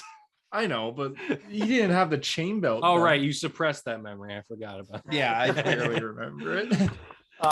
Wally gets there and knocks Johnny Quick around, and like yeah, again, just good dialogue. Like, all right, you got a problem here. I'm the Flash, and you're kind of trespassing. Like, he's got a good voice for Wally. And Mirror Master was also so good, though. Yeah, Mirror Master shows up, so we get another dose of Jeremy Adams on the Rogues. We got his Heat Wave earlier in the run. Now we get Mirror Master. Mirror Master like breaks out of the mirror of his own like display, and he's like, I don't even look like that. Like, it looks nothing like It me. looks exactly like him. Yeah. Looks exactly like him. He says like guys think I'm a joke. Like I love the look on their face when I take him out and he punches the lights out of Johnny Quick. We get like the exact panel of like what's on the cover of like Wally like stepping into the mirrors and like his arms going in one direction and his legs are going the other, which is cool. And, Yeah, because he even says, he's like, all right, well, you're getting in my way, so I guess you're going to have to lose a few limbs. yeah. Interestingly, Mirror Master says, so I guess he knows what the Flash looks like because he says, oh, it's not Blondie this time. So he knows what Barry looks like. And then at the end, he says, like, see you, Red. So I'm assuming he's talking about like Red. Well, like, isn't Wally West's identity public post yes and Heroes of no. Crisis? I mean, they. But Barry's isn't. No. Yeah, Barry's isn't. But I mean, I've always kind of been under the impression that the Rogues kind of know him. You know, it's like a But, you mutual know, respect. In the pre-52, at least, it was like that. I think I might have an explanation. Like the cowl has gotten damaged before. Like, you know how you always do like the so they hair see the sticking long out hair. thing. Yeah, that's true. You go with that. But it's interesting. Like I've always liked the idea. Like Injustice did this very well. Like when he shows up to one of the funerals of the Rogues, it's like at a bar and like they treat him as a friend. Like that's cool yeah. stuff. Yeah, that's a good panel. But anyway, Johnny Quick ends up taking the treadmill because Mirror Master and Wally are focused on each other and not Johnny Quick. I mean, I guess Waller's plan works in the end, but again, like Sean said, it's very dumb. I was just like, why are you sending Johnny Quick? You have an army of like villains that you control. Send anybody else. I feel like Wally's not even going to be in the rest of this crossover because at the end he's like, all right, I'm going to go home and take a really long nap. Well, didn't he say he needs to go get help? Yeah, he did say he's got to get help. So yeah, maybe the he next will be one's taking Teen Titans Academy, and since Wally's been in Teen Titans it. Academy, He'll show up in that one, I think so.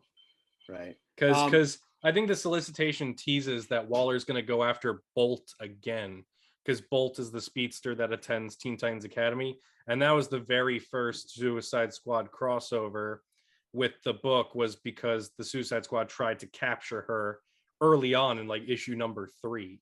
So that's what led to that quick 2-part crossover.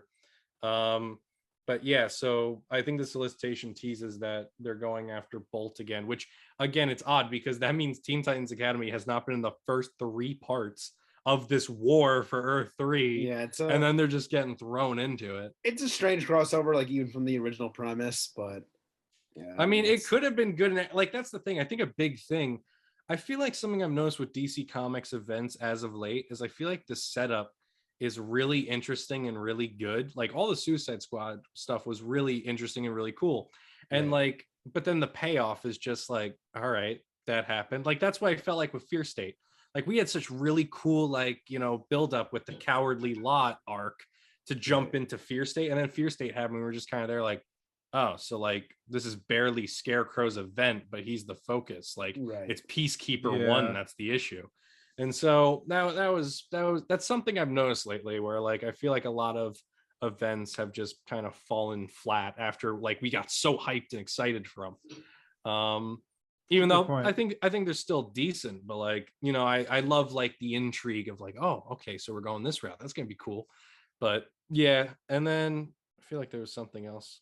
Oh, but speaking on Adams with the Rogues, something I've kind of noticed, I feel like Suicide Squad has kind of nerfed Adam's stuff with the Rogues, because you did have that very good heat wave Heat wave. issue, and like you think like, oh, they're gonna get him help. He's gonna, they're gonna help him with his cancer. They're gonna get him treatment, stuff like that.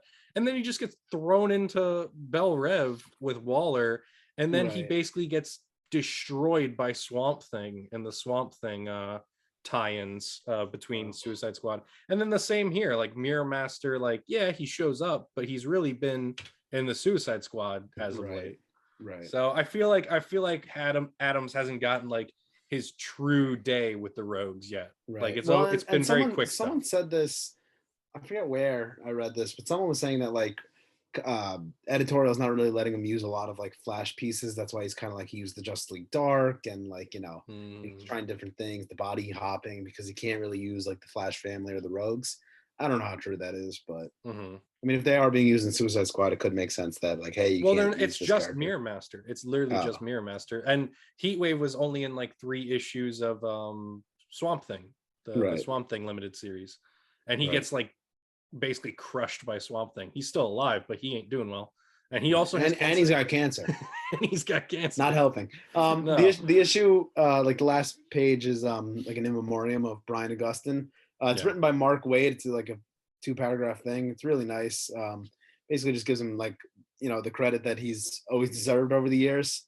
And Mark's always like the first person to tell you like Brian Augustyn like was my co-writer, and a lot of things that we did are not possible without him. So I really like this. Really didn't expect that either in the end of the issue. I thought that was nice. He passed away last month from a stroke. So I always like that kind of stuff in comics when they do like a little in memoriam. And yeah, it was really well written. So I like the Flash issue. Maybe it's because I went in with low expectations, like, oh boy, War for 3, but it was pleasant. I think Jeremy Adams did a very good job with the concept he had to deal with.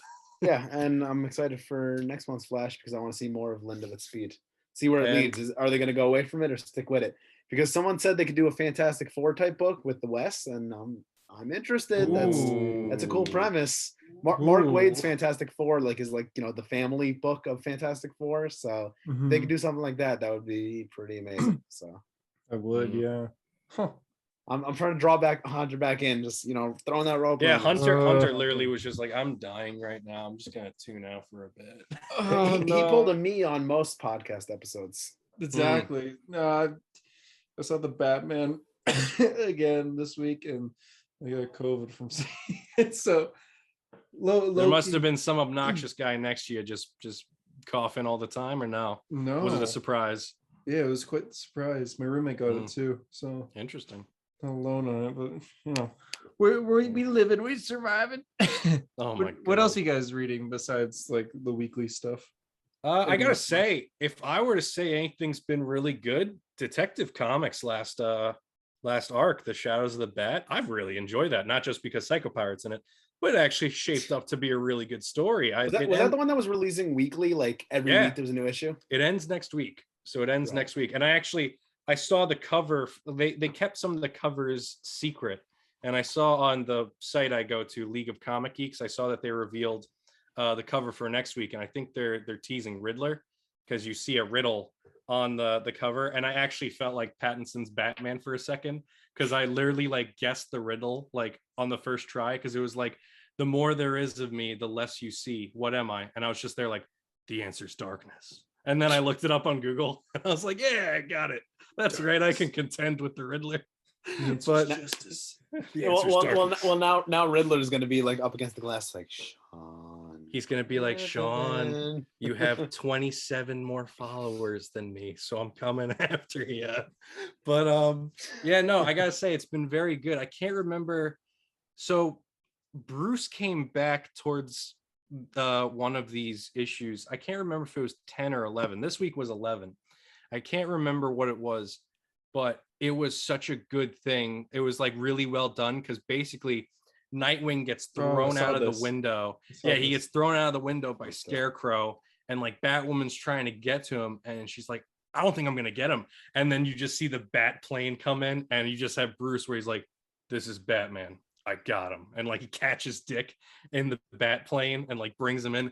I actually got chills reading that panel. I was like, holy shit, that's a great way to bring him back. In the end, because the whole thing is, and Drew was talking to me on the phone I think a few weeks ago about like how he always wanted Detective Comics to be like a Bat family book. And like I feel like you really got this in the end once Batman showed up, because like everyone rocked up to Arkham Tower in the end. Like even Harley Quinn showed up. And it was just like that's Sean's favorite Bat family member. no, it's Red Hood. Although actually that's a lie. So Damian and Red Hood didn't show up, but I feel like it was very good. Like I can't wait for the conclusion. I really hope it sticks the landing. And also the backup story, House of Gotham, that's been very interesting because it's basically this guy living in Gotham from like since he was a boy to like growing up. And he's just living through like every important Batman event, Nightfall, No Man's Land. Oh, cool. It's really interesting because the way they do it, it's a pretty shitty life for him. Oh yeah. And the way they do it, basically, like it starts off with his parents getting murdered by the Joker, and like he's hiding in the closets all the whole time. And so he opens the closet to see that Batman's there. So he thinks that Joker and Batman killed his parents together. So he like goes through life thinking that Batman's a bad guy, because then he also sees the Robins and he realizes that the Robins have changed. He's like, wait, you're not the same Robin as the one I ran into 3 years ago. And so he like tries telling the cops, he's like, Batman's recruiting child soldiers. I'm telling you, he's a bad guy. Like he's kind of like in his own mindset on Batman. And it's been really interesting to see, because the idea was Bruce lost track of this kid. And this kid would have become a Robin because Bruce was willing to take him on as a ward and like bring him into Wayne Manor. But he just lost him. Like the kid wound up in the system and disappeared. World's greatest detective. Yeah, I know. That's one of the things. But like the thing is, like it's just like this kid just keeps popping up and Batman like recognizes him, but he always just keeps losing him, which again, world's greatest detective. Yeah. But it's a very interesting story of like, you kind of see like how the other half lives of Gotham type deal, where like it's just this kid just going through the ringer event like Batman event after event. It's interesting. I think if anything was worth reading for Detective Comics, it was this. Right.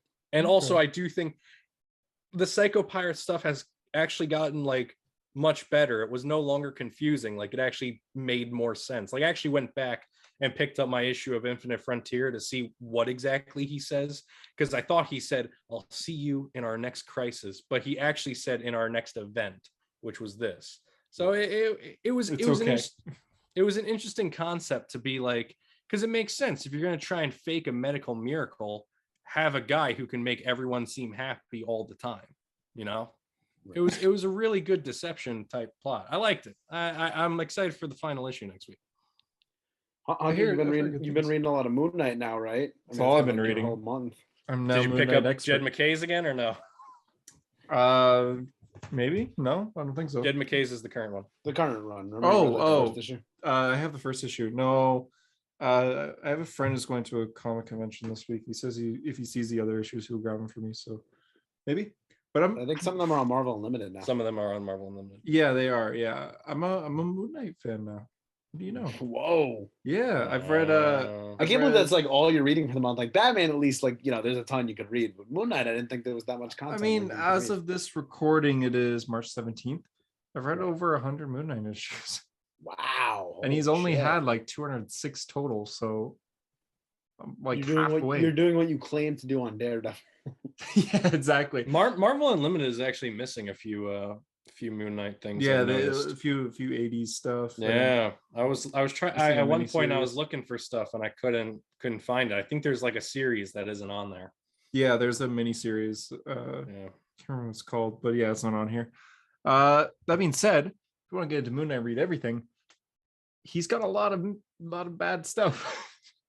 Like you said, the Bendis one is no good, right? That like sucks. It's Bendis and Maleev. Like that's the Daredevil dream team. I know, exactly. Well, you said the art was good, right? You're like, the art's amazing, but my God, does it disrespect Moon Knight as a character? It fridges. It does the fridge thing that Barbara Gordon was mentioning. Yeah, I actually just looked that up. I was like, JD said articles. Let's see what we got. I see a feature that talks about it and everything. Yeah, but I didn't realize that was a term. It's a Gail Simone term. So she created it. Like Bendis doesn't explain how, doesn't explain why, doesn't do a build-up, ignores all continuity and says, Yeah, that's Moon fun. Knight's in LA now. He's not in New York. He's just suddenly in LA. He's producing a TV show, which is very sudden. And his multiple personality disorder, yeah, that's gone. Instead, Wow. instead he's imagining that the Avengers are around him, and that's what makes him crazy. So the whole he has 4 split personalities. At the time he had 4. He has 5 now. Yeah, he's just Mark Spector at all times. That reminds me, they released a clip of Moon Knight today that I didn't get the chance to watch. It's the hallway scene that they teased in the trailer. It's only Is it 40 good? seconds, but Is it good? Oh, it's not much. Yeah. I mean, it's 40 seconds of what we saw in the trailer. Okay. But that's about it. But yeah, it's kind of just disrespectful to the character. And Echo's in it. Echo appears, and she's very much just the love interest for the time that dies. Like that. Oh, Echo dies? Echo dies. I don't know how she comes back or when she comes So they back. fridged Echo. Am I using that correctly? Yeah. There you go. Yeah, literally. She's just there for like her only purpose is to die. Well, Moon Knight's working on a case that she's also working on. So it's like, oh, hey, we're working on the same thing here. Maybe we could work together. And then like within a few issues, they kiss and then she dies. It's like, nice. What was the point of that? Like, there wasn't a point. It's cool that Echo was in it, but then she didn't have a point to be there, you know? Like JD just went full Danny Zuko. He took out the comb, started fixing the hair. Hey, yo, Sandy. Houston's run is very mid for Moon Knight. It's just boring. From what I've heard, the Jeff Lemire one is the best, and then Warren Ellis is like only 6 issues, but a lot of I read Warren Ellis's today in one sitting. I reread it for the 3rd time. Still 10 out of 10. The Warren Ellis one is the only one I read, but it's like literally just the definition of like, oh, that's cool. Like it's cool art, but there's like no dialogue. There's no dialogue. Yeah. Issue 5 I think I read it in like I felt like 10 minutes, like the whole thing, and it's 6 issues. I was just like, there's no words. The best one and all that is issue 5, where it's literally the first page is a guy's like, all right, your target's on the 5th floor. Good luck. And then there's no dialogue until the last 2 pages. It's just him going up this apartment. Yeah, like, which is a great sequence, by the way. It's so good. Yeah, it's the best issue. But there's like no dialogue at all besides people like and stuff. It's, Sean, if you're looking to read 6 quick issues, Moon Knight. I was gonna say, sounds like something that'd be like, all right, done. Yeah, it's a wham bam. Like if you just need some time to burn, that's a. I think I read it in 30 minutes. So he's what, beating people up going up the staircase? Because that reminds me a lot of Daredevil season 2. In issue 5, yeah. This is 2014. Yeah, it's like a girl who got kidnapped or something, and he's like trying to. So they hire Moon Knight to go get her. Yeah. Because everyone thinks she's dead. So he's like, all right. He's like an investigator in those 6 issues, right? He is like an investigator. With the police. Yep. So he just, and there's a cop in the run who doesn't like how it's like, yeah, vigilante trying to like think he's better than us. Yeah, but this guy's just like, there should be like a vigilante who thinks he's better than us. Like I went to school, I went to law school, and like I did the training, everything, and we should be above vigilantes. They didn't do anything. Yeah, if he wants to help, he should be putting on the badge himself. Yeah, and then the other cop's like, all right, easy guy. And yeah, they're just like, calm down. So this cop decides he wants to like kill Moon Knight, essentially, and his girlfriend's just like, why? Just leave it alone. So he decides he's becoming his own vigilante called Night Spectre. And he's just like, I'm gonna kill Moon Knight, and his plan just goes so badly, and he ends up basically killing himself during it. Yeah, like he blows up a car. He has like a switch to blow up a car, but he's standing in front of the car. He like presses the wrong button, so he's like knocked back, and it's dark humor essentially. God, because he brutally like breaks his limbs and he lays on the ground. And Moon Knight's like, why, man? Like, don't do that. He's like, you didn't think this one through. It's a good 6 issues, but like, I don't know. I just like, I think back at it and I'm like, man, I just read that so quickly. Like, I need more content. It's and if you want more content, there's there's great Moon Knight. Yeah, well, I've always thought about reading the Lemire run because that one's like, I think 12 or 18 issues. 16. Okay. Or 14. 16 or 14. I got the trade. I pre-ordered the trade that came out this week actually. So it has a complete collection now. That's all 16 issues. I hear it's really good. I haven't read it. I'll be reading it probably tomorrow because I'm going to be finishing the 2014 run probably tonight. Right. But yeah, it's very, very good stuff. You're sticking all Moon Knight in March. You're not reading any other back issue. Well, I feel like I'm going to catch up on Moon Knight for like modern stuff in like 2 days, 3 days or something. So Well, especially if you're in isolation here, you're going to be Exactly. have some extra Exactly. time. That's all. Any other thing you're considering reading in the end of March?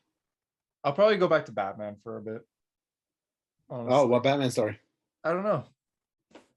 I've just The Hush sequel, Heart of Hush. Yeah, sure. No, I just like it's just been so much Moon Knight, and I might try the 80s stuff, but I don't know if I'll be fully invested. So yeah, I might just go back to some Batman. So I want to stick with vigilantes and things. And Right. April, I want to do a lot of Doctor Strange. Sorry, Harper. I guess Doctor Strange, the Oath, baby. I read it. It's good. Yeah, yeah. Oh yeah, tell me about that. You read Doctor Strange. What else?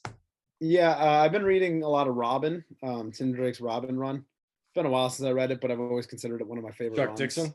Yeah, Stuff Chuck you want me to Dixon read? He wrote the first 100 issues, which is pretty like monumental, like especially for back then. But yeah, it's good content. You know, Tim's kind of he's got his Peter Parker problems, like trying to hide his identity from his dad. Like he lives with his dad, but he's got to come up with excuses like why he could go out every night and be Robin. And this is like during like No Man's Land happens in the middle of the run, so Gotham's like a wasteland, and he's like, oh, no, I'm going to Gotham. He even moves down to Keystone at one point. Like his dad, like is like, I don't want you in Gotham anymore. Gotham's not safe. So he moves to Keystone and he teams up with the Flash, and he's like, I don't think I could be his sidekick. So it's good content. But yeah, I've been really enjoying that. And then I read Doctor Strange: The Oath. I had asked Harper about it like a while ago. Like, do I need to read anything before that, or can I read that as like my first Doctor Strange comic? Because I've never read any Strange. And he's like, no, you could read it like with nothing else. And he's right, you can. There's nothing like. I mean, I'm sure there's some stuff like if you read, like you'd be like, oh, okay, but as a new reader, like or only knowing the movie stuff, I got it, and I thought it was good. Actually, very good. The art was really nice. It's only 5 issues, so it's a pretty quick read, but it was like a really interesting story. So it starts how he gets shot, right? Yeah, it starts with Doctor Strange getting shot, which I thought was like a cool concept. And he teams up with the night nurse. You remember her from Daredevil? And is that Brubaker or Bendis? I forget which Daredevil. Well, he dates one of the night nurses, doesn't he? Yeah, he ends up like she's like the love interest of the arc. But very good, very highly recommend Doctor Strange: The Oath. Wong's really good in it. It's good stuff. Are you gonna continue with Doctor Strange stuff, or is that gonna be your own? Well, that's what I was thinking, because I wanted to read Mark Waid's Doctor Strange run, so I don't know if I'll jump into that next. Now I could be the Strange expert before you become the Strange expert. Wow. Beat you to it. Yeah, we need a Strange expert on the show. We need one because there's not one on the show. So. Yeah, exactly. So, I hear Jason Aaron's is really good. Yeah. I want to check all of it out. I mean, all of it. Wow, going back to in preparation for Multiverse of Madness, I feel like I should know something. Like I went to the first Doctor Strange movie not knowing shit, and it was great. It was great. So imagine how much more I'll like it if I'm like, whoa, I get that. I get it. Did you ever watch those? Did you ever watch those old school like Marvel animated movies? Because I remember watching like the old Doctor Strange movie that came out where he like takes on Dormammu and like Mordo's in it and stuff. You never watched it? No, I didn't either. There was like some old school. There was like an old school Iron Man animated movie, and then I think it was like early 2000s. I like how I say old school. It's not. Yeah, you said early. I'm thinking I'm thinking in terms of how old we original are. Like Spider-Man. It was like early 2000s. Back when I was a youngin' in 2002. there was an animated Iron Man movie, and I remember there was an animated Doctor Strange movie. I know I have the DVDs downstairs in this house actually. Okay, go get them. No, my dad's in there watching TV. I can't steal the room. If you're 40, that means your dad must be. I was in the office today and I threw out my back. Sean, how old are you? Anyway, I'm drinking the scotch to make the pain go away. Sean, I'm a little concerned that you're like 40. Sean, honestly, I'm proud of you right now. This is the first time I've ever had a Zoom call with you and you're not drinking. Well, 1, I'm home. 2, I just had a lovely corned beef dinner. And also, I only drink 1 glass of something. Yeah, I was about to say, it's not like he's like a raging alcoholic, like, and it's take a shot every time the Flash runs. It is once a week. Yeah, but I like to picture that it's more. The way that I am is it's literally like, and this is how like nobody in my family really drinks. Like the way it is, it's literally like, this tastes good. I enjoy this. and that's it. It's not like, oh man, in Hunter's mind, it's just like you like banging shots like throughout the podcast. Here's another thing. let me tell you about Task Force Z. I was gonna say, I was like, listen, Jason Top, you never had a shot, man. Oh my God. As you take a shot. As I take a shot, yeah. Yeah. Oh my God. Yeah, I'll tell you a thing or two about the Red Hood hotline. All right, I called it. 555 red R's. You'll never forget it. I'll man. never Oh, hey, forget that's it something. now. Williamson said he wrote a scene in Dark Crisis with Red Hood and Arsenal together talking. Yeah, I Oh, was gonna say, yeah. I thought we were just skipping over that interview. I'm like, oh, I guess they don't want to talk about it. I didn't finish He's it, been but doing a ton of interviews. I mean, I guess Yeah. To pump up Dark Crisis. we got to get him on the show. But let's try to get him on the show after Justice League 75. Okay. So then we could talk about why That's did you messed up. cut Diana's head off? Like, that's brutal. Oh, Why did you kill off Green Arrow and Black Canary? They didn't do anything wrong. Yeah. Why did Zatanna get added to the team just to die? It sounds like multiple Justice League teams are dying, because he's in that interview. They go. So is the Justice League Incarnate going to take over after the Justice League is gone? He goes, there will be no Justice League after 75. So I think both I thought it was Justice Leagues interesting are that he said dying. there's no Justice League after 75 because they've kind of showcased a few teams, but he even said the cover is kind of misleading on purpose. Yeah. That's not the team. I was so hyped for the Dick Wally, Black Adam, Shazam. Yeah, I hope that's. I guess that's not happening. I hope it is, and he's just teasing a little bit. But I we are think going to get. Oh, sorry. Way back when Caleb made an argument that there really shouldn't be a Justice League book for the purpose. I remember that he said this on a Hero Story when I was. You in remember this? He was Australia. like, there shouldn't be a Justice League book because if the Justice League's needed for a challenge, it must be a really big challenge to need the whole Justice League. And it's a fair point. It kind of takes a good writer to make a Justice League book work. Yeah, and I'd argue the same thing with the Avengers and other teams. You're saying the league should be an event book, and that's it. Yes. Yeah. Like a once So a year. I wonder if that's kind of what the approach is going to be where there is no Justice League book, but they team up on for the big things. I would want that, but I think at the end of Dark Crisis they're going to announce a new Justice League book, and Williamson will be on it, and will be Legacy Heroes. Well, he did say, he goes, I'm always writing unannounced books. Yeah, I know. He's always working. He's a workhorse. He's a busy guy. Yeah. Well, you're getting Rogues next week. I'm so hyped. Oh, next week. Yeah. Is it a It'll be one shot or is it 3 issues? Three issues, but it's Okay. the Black Label weird sized ones. Yeah. I'm pretty sure it looks like a magazine, right? The wider one, yeah. Batman Damned. I have Batman Damned. I have Wonder Woman. Which are so annoying because they don't fit in the comic book bins unless you Yeah, get I don't even know. I don't look even know weird where to on put the that. shelf. They'll fit in a graded comic book bin, but they won't. Have those. I have one. And the reason I bought it is because I have Superman Year One, the Frank Miller, John Romita Jr. and I think it's Alex Sinclair. I believe he was the one. I won at Comic-Con. I won an autographing with all three of them. And so a big thing with me is I feel bad if I'm going to rock up to a table and be like, Frank Miller, I have all your books. Oh, by the way, you two guys, I don't have much for you. I'm here for Frank. So what I always do is if I win one of those signings, I go over to a table that's selling issues, and I'll pick up the issues that they all worked on and I'll get those signed. Wait, you got Frank Miller to sign your Superman Year One? Yeah. Whoa. It was a signing of all three of them. First of all, and I was just having this conversation with Drew earlier. Frank Miller has the ugliest signature known to man. It's just lines.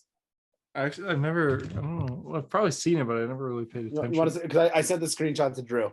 Look at that. Oh, what? That's not a signature. They're like a big fishing hook or something. It's terrible. That is awful. I want to submit my stuff when he does another CGC signing, but I'm like, his signature is so bad. Yeah, you just gonna scribble in your book essentially. Oh my God. The BCW box. Geez, yeah, they're big. I guess that's the thing that we do. That's the thing. I'm not in my apartment right now, so I actually have all my Access to your stuff. nerd stuff here. Yeah. So let's see. We have. I can't believe you met Frank Miller and you were like, "Yo, can you sign Superman Year One?" Yeah, no. This one isn't signed. I picked this up later. Oh God, I have the death of a already scarred my eyes. Here we go. Got it. Yeah, look at that Frank Miller. Yeah, signature. that's such a weird signature. Yeah, so we got JR is just like literally just JR. Yeah. So I got that, and then I literally, because that's the thing. If I'm going to a thing of all three of them, I feel like I should have books. So I had them sign like, the different ones. Not me. When I went to Tom King and Clay Mann's booth, I was like, "Yo, what up, Tom King?" Yeah, fuck you, Clay Mann. Oh my god. You had nothing for Clayman? Well, no, I was gonna bring. I actually brought Heroes in Crisis. I have a J. I'll Scott let him sign right on Campbell. Wally's dead body, and he wanted to charge for a signature, and I was like, How much for a signature? I don't remember. Whatever it was, I was just like, I didn't feel like spending it. Because if it was like $5, I would have done it. They allow you 3 books, so I got 3 books signed. So I got all of Superman Year One. Superman Year One. So if Superman Year One ever takes off, it won't. But if it ever does, well, the problem is this was also at a time that I wasn't really big on grading, so I didn't get anything graded, so I can never, I mean, not that I don't think you'd want Superman Year One graded, but but also what's in this bin? Where are you? Here we are. Goodies. My first. Oh my god! First Red Hood. You have that. Yeah. Well, first Red Hood. Whoa! I didn't know you had that. 9.6. Jason Todd. I saw Red Death, and I was like, wait. Yeah, no. This is it. I got it. And remember, JD, I told you this was the first CGC I ever got. I got it off of Facebook Marketplace. Oh yeah, you met up with a guy, right? It was like a little sketch. Yeah. Well, he was like, "We'll do this in front of King Cullen," and I was like, "All right." And I actually had the opportunity on eBay. There was the first appearance of Jason Todd. There was the first appearance of Jason Todd, which is also the first appearance of Killer Croc. I was about to say it's a Killer Croc cover. I know that. I think it was on eBay. I can't remember if it was $225 or $325 for like a 9.4. Right. I didn't do it. I was almost found that one at a yard sale. The one that I got the first Nightwing at for $1 at that same yard sale. I was flipping through and they had all the Batman issues around Jason Todd's first appearance, but not his first appearance. The thing was, I was tempted, but the thing is, I hate, again, we've talked about this on the podcast. I hate a first appearance that the person is not on the cover, and it's Batman tangled up in the giant squid. Yep. And I'm like, this just screams Red Hood. Like, right. I don't even think the first, because when Jason Todd becomes Robin, I don't even think that has him on the cover either, which is infuriating. That's weird. Got my there you go. There, it's 9.8. Also, CGC has not let me know anything about the books I submitted for the George Perez signing. Yeah, I know they charged my card. Bullshit. I know they charged my card. They charged you for it? I didn't get charged for it. I did pressing last minute because I wanted to clean the books up a bit. I have this classic cover. I did not know you had that one. That's a random one. Well, I mean, it's a classic. See, the thing is, so there's this one, and then the one after it is the one of Black Cat in like the Spider-Man suit, like on the diamonds.